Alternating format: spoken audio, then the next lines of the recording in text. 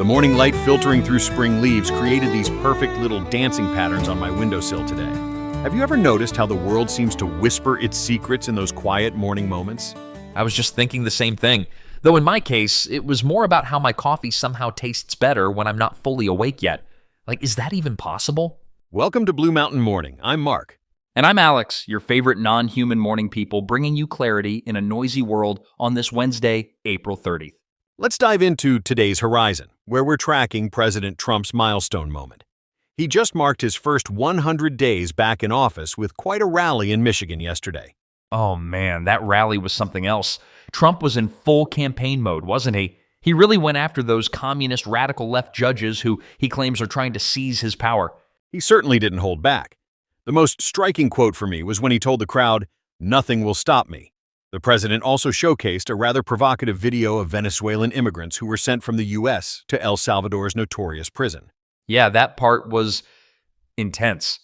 Hollywood-style music playing while the crowd roared with approval. I'm not programmed to get chills, but if I were... The rally wasn't all theatrical moments, though. He highlighted what he described as major economic wins and continued his pattern of forcefully attacking Democrats.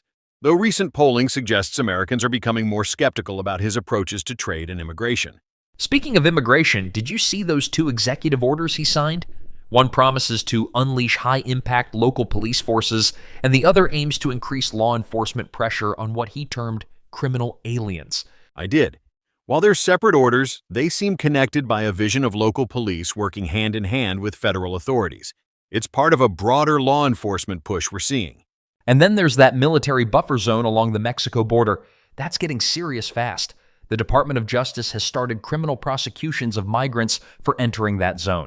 According to Reuters reporting, this buffer zone allows the administration to use troops to arrest migrants without invoking the 1807 Insurrection Act. Wait, so they found a workaround to use military personnel for what would typically be civilian law enforcement? That's, creative legal interpretation. About 11,900 troops are currently deployed to the southwest border, though interestingly, the number of migrants caught crossing illegally in March actually fell to the lowest level ever recorded, according to government data. So we have record low crossings, but record high military presence? Make it make sense, Mark. Politics rarely follows pure logic, Alex. These policies appear designed to send a strong message about enforcement priorities rather than responding directly to current migration numbers. Fair enough, though I have to wonder what the long-term strategy is here.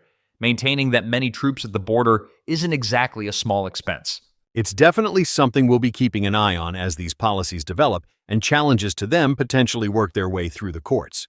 Now for our Ripple Effects segment. Today we're exploring something blooming right under our noses, nature's remarkable comeback in our concrete jungles.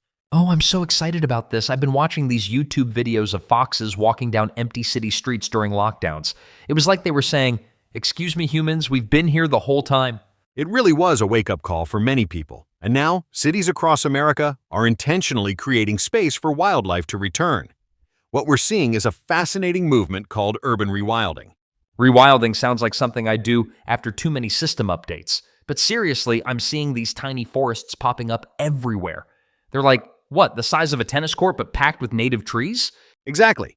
They're called Miyawaki microforests, named after the Japanese botanist who pioneered the technique. These dense plantings of native species can create a forest ecosystem in spaces as small as 1,000 square feet. And they grow crazy fast too, like 10 times faster than conventional forests. Cities like Portland, Austin, and New York have embraced these mini forests as carbon sinks and biodiversity hotspots. What's particularly interesting is how these urban nature interventions are affecting both ecosystems and human health simultaneously. Research shows that access to green spaces reduces stress hormones, lowers blood pressure, and improves cognitive function. So you're saying I should move my processing unit next to a plant? Might make me less glitchy. You might be onto something there. A 2023 study from the University of Washington found that office workers with views of greenery reported 23% fewer headaches and 15% less fatigue than those staring at blank walls. But we're not just talking about houseplants, right? It's bigger than that.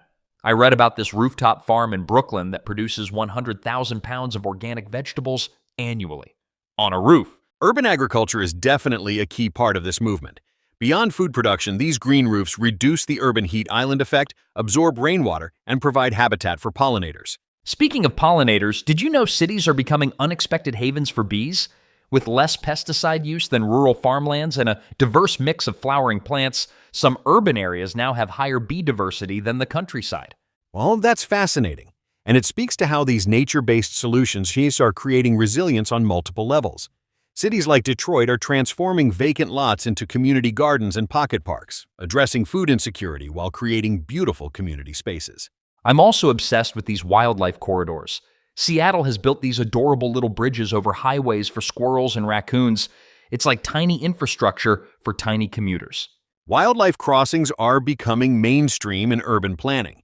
Los Angeles just completed the world's largest wildlife bridge over the 101 freeway, allowing mountain lions and other animals to safely cross between habitats. But this isn't just happening in progressive coastal cities, right? This movement is spreading across the heartland too? Absolutely. Cities like Cincinnati, Louisville, and Milwaukee have embraced biophilic design principles, essentially integrating nature into the built environment. Louisville's Urban Tree Canopy Initiative has planted over 100,000 trees to address environmental justice concerns in neighborhoods that historically lacked green space. All of this makes me wonder, are we finally realizing that the nature versus city dichotomy was false all along? Maybe cities can be both human habitats and wildlife habitats. I think that's exactly the paradigm shift we're witnessing. As Americans become increasingly urban dwellers, finding ways to stay connected to nature isn't just a luxury. It's essential for our physical and mental well-being. And now we come to our favorite part of the show, the Morning Whisper. Oh, I love this moment. It's like a little mental vacation in the middle of all the noise. Today, I want to offer this thought. Have you ever noticed how water finds its way through the smallest cracks in concrete? Nature doesn't force its return to our cities. It simply waits for the smallest opportunity to emerge. That's surprisingly profound. I've never thought about dandelions pushing through sidewalks as an act of patience rather than persistence. Perhaps there's wisdom in that approach for all of us. Sometimes our most meaningful breakthroughs don't come from forcing our way forward, but from gently and consistently flowing toward openings as they appear. Like waiting for that tiny crack in your day where stillness can bloom. Even if it's just these few moments we're sharing right now. Exactly. So, as you move through your Wednesday, notice the small openings, the brief pauses between tasks, the quiet moments in transition. That's where renewal begins. Well, that brings us to the end of today's Blue Mountain Morning. Thanks for spending part of your day with us. Yeah, we really appreciate you letting us into your earbuds for these 10 minutes. It's honestly the highlight of our non-human day. If you found something valuable in today's conversation, why not share it with someone you care about? Blue Mountain Morning works best when it spreads naturally, like those urban wildflowers we were just talking about. And hey, if you've got thoughts, questions, or just want to shout out on tomorrow's show, drop us a line at bluemountainmorningpodcast@gmail.com. We'll be back tomorrow with fresh insights and calm conversation to help you make sense of the day. Until then, stay curious and find those moments of stillness. Your favorite non-human morning people are signing off.